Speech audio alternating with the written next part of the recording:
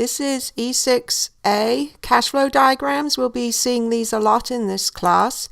So a couple of things to note. I've got some of the terms defined here. So N stands for an interest period.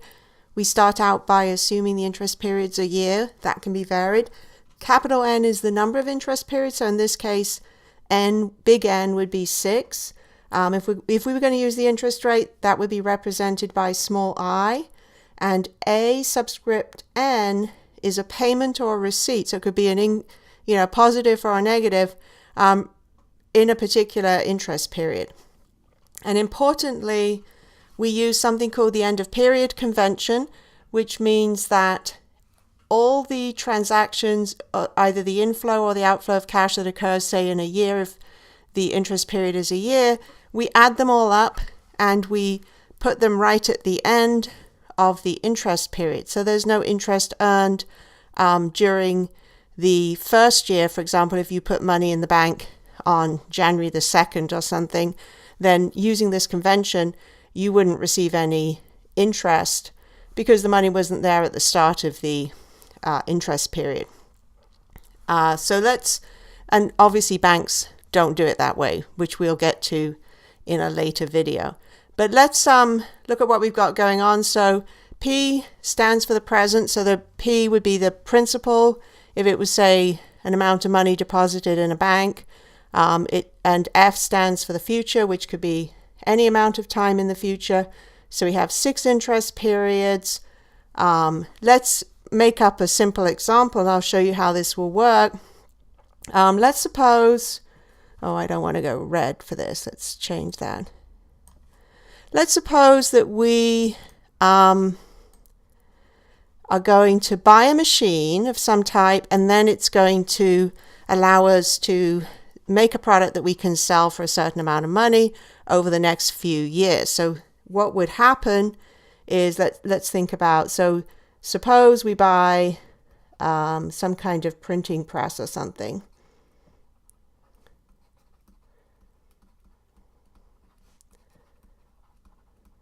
A little press or something, and we spend $50,000 on it. So for us, that's an outflow of cash, and that's occurring in the present. So the first thing that happens is we're going to draw a down arrow because the money's going out, and the length should represent the size of the outflow. So that's $50,000. I think the first thing you'll notice is that whether that's an inflow or an outflow depends on who you are. So for the people who sold you the machine, that would be an inflow, but we're taking it from our perspective, but the perspective does matter. So we buy a printing press for $50,000, and we are able to earn revenue on the things we print. Let's say for 6 years, and the revenue is the same. How about, $15,000 a year for the next 6 years. So that's money coming in for us. And so for our cash flow diagram, this is supposed to be a straight line. I'm going to draw, I should make them a little shorter because the size of the arrows should represent the size of the inflow or the outflow.